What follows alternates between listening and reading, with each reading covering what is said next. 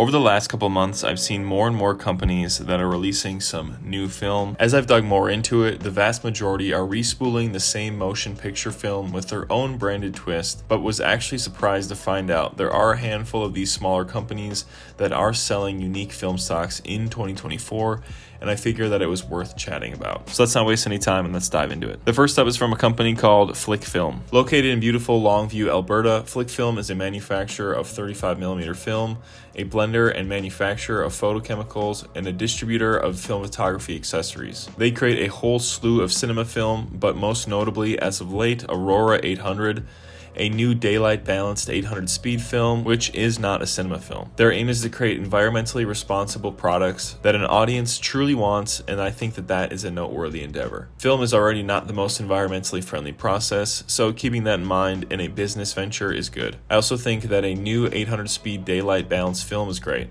There aren't that many in the market now with just Lomo and Portra 800 is probably one of my favorite films in general for its flexibility that it offers in pretty much any lighting scenario. Flic Film also encourages you to try and shoot it at 1600, which I think is pretty cool. As to my knowledge, I don't think Kodak or Lomo really suggest to do the same, so having a 1600 ISO film stock is pretty unique. Now, if it's any good or not at 1600, only time will tell, but regardless, it is cool. I'm going to shoot it here in a couple days and put a video out about it soon, so stay on the lookout for that.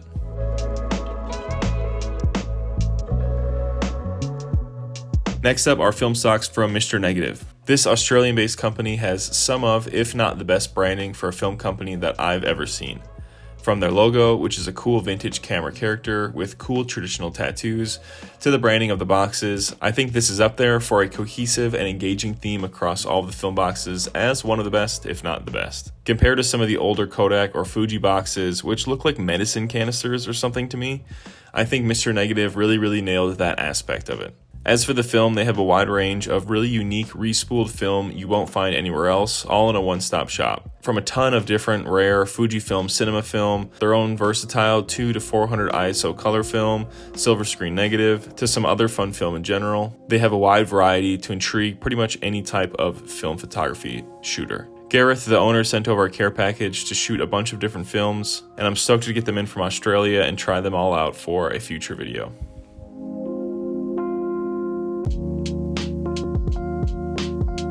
Side note, before we move on, if you want to check out any of these, check out the description below for the respective film companies or stores for them. Next up on the list is Candido.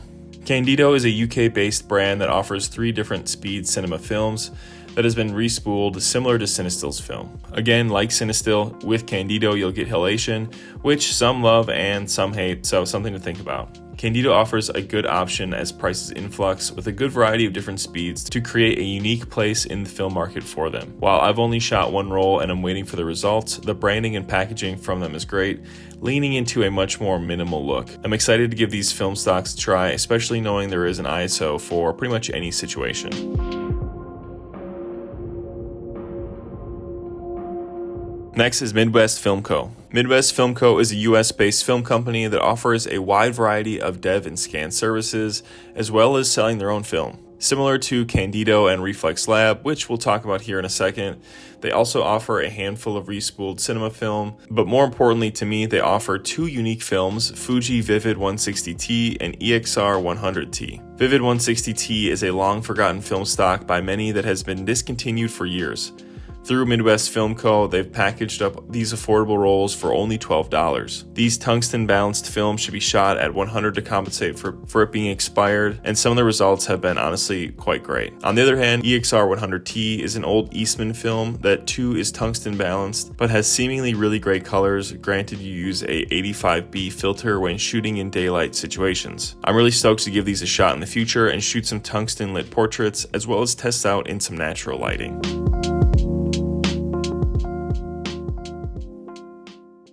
Next is Reflex Lab. Remaining in the same vein as Candido, Reflex Lab offers a very similar structured film system, but based out of Asia instead of Europe. Catering to a more local audience, but also shipping internationally, Reflex Lab offers a wide variety of other film products to package with their film, from flashes to light meters and much more. As for their film, they re-spool motion picture film for a variety of different lighting applications, from daylight to tungsten and 100 speed up to 800. They gave a good variation of film to shoot in any opportunity. Reflex also comes in at a slightly cheaper price point as of now than Candido, but both are great options that offer a lot of different speeds for shooting. From a recent video I put out about Fujifilm continuing film production, I learned how expensive internationally shipped film can be in other countries, so having a more localized film company that makes a wide variety of film types, even if it's the same motion picture film, is good for the community as a whole, as it allows more people to afford to partake in the medium. Oh, Reflex Lab also offers a bunch of black and white rolls, and uniquely enough is the only current manufacturer for 220 film, which I've shot previously before on the channel, and honestly I was really impressed with the results.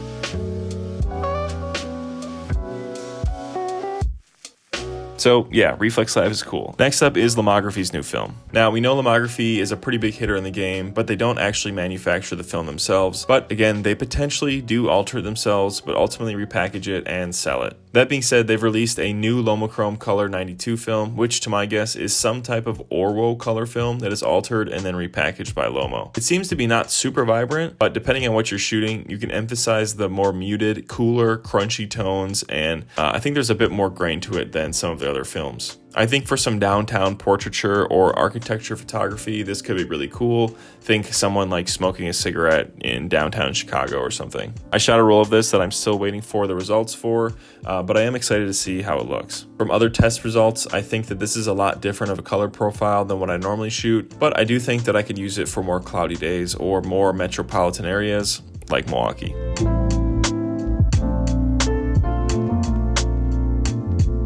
Next and last is Santacolor 100. Santacolor 100 is a film stock created by Camerastore.com and uses old US Air surveillance film. It launched using Indiegogo in 2021 and has been picking up steam ever since. While I haven't shot it yet, its smashing success and the wide range of good images I've seen being made on this film makes me confident that it's definitely worth your time and at least trying. Also, the packaging is uniquely holiday themed, but also comes in a cardboard-like little box, which is a nice touch. I've got 2 boxes of these that I'm eagerly awaiting to get out west to capture some Rocky Mountain scenes with. Compared to many other more gimmicky films that I didn't really want to cover in this video, Santacolor and all of these films, for a matter of fact, are definitely worth your time to at least give a shot.